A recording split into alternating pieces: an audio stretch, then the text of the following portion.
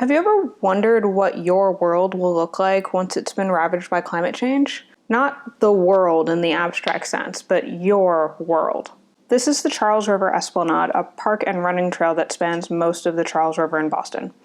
It's one of the many green spaces around here, and I often spend a few mornings a week running along the river on the Esplanade paths. This is one of the spaces in my world that would definitely be affected by climate change, specifically by sea level rise due to melting ice caps. In fact, researchers have mapped out exactly how this area would be affected. This is a map of Boston with no flooding. This is the map in 2070, where the blue parts represent areas that are flooded due to normal tides and stormwater based on how we expect climate change to affect local weather. As you can see, a lot of Boston ends up pretty underwater. Now, scientific research and predictions are really important. But for many people, including myself, it's hard to really care about a cause until you see how that cause directly impacts you, or until it has impacted you. A lot of people are already seeing the impacts of climate change. In fact, all of us are. It's just that some of us experience less of that impact than others because we live in more privileged countries. And unfortunately, there aren't that many ways of getting people to really care about a topic without having it impact them personally. But what if there was another way? Researchers from Montreal, Sri Lanka, and Massachusetts use an AI algorithm called CycleGAN to demonstrate the effects that climate change could have on our world. CycleGAN is a type of generative adversarial network, which we've discussed in other videos, that's used to swap different features of different images. In this case, they took pictures of suburban towns and they swapped them with images from flooded communities. Here's what they look like.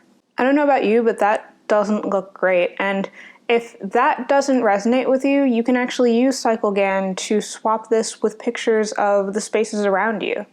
For me, places like the Esplanade. And to be clear, some of us don't actually need AI to be able to see what our homes would look like if they were flooded due to climate change. In fact, the Esplanade and many parts of Boston have flooded in the past due to unnatural weather patterns, and the results look fairly similar. Climate change is happening, and for some communities, these AI photos may be a reality that we just haven't reached yet, but will eventually get to. However, there are many ways that we can go about putting off those realities and mitigating the consequences for as long as possible. As you may have noticed from all of the other videos that are also being released on October 25th at around 3 p.m., I'm going to talk about trees. The hashtag TeamTrees started about a year ago when YouTuber MrBeast hit 20 million subscribers and was challenged to plant 20 million trees. Now, this might seem like a crazy large number, and it is a crazy large number, but MrBeast has actually been working behind the scenes with several other YouTubers to create the largest collab in YouTube history with over 750 million collective subscribers between all of the channels. Our goal is to raise $20 million, where for every dollar raised, the everydAI Foundation will plant one tree. You can donate at TeamTrees.org, and all donations are tax deductible. You can also find more information about the paper that I referenced for this video, the everydAI Foundation, and climate change generally in the description box. And again, this obviously isn't the only way that you can combat climate change or make others aware of the climate emergency that we are currently facing, but this is one way that you can do it from the comfort of wherever you happen to be watching this YouTube video. So if you have the means and want to do something while you're sitting here on some sort of device with internet access watching this video, go to teamtrees.org and you can donate so that we can hit our goal of 20 million trees. But that's what I've got for you guys in this video. If you want to hear more about AI and climate change, definitely let me know. It's a topic that I'm pretty interested in. Also, if you'd be interested in a website where you could go and upload a photo and see what this model outputs, see how AI thinks that climate change would change your local community, let me know in the comments.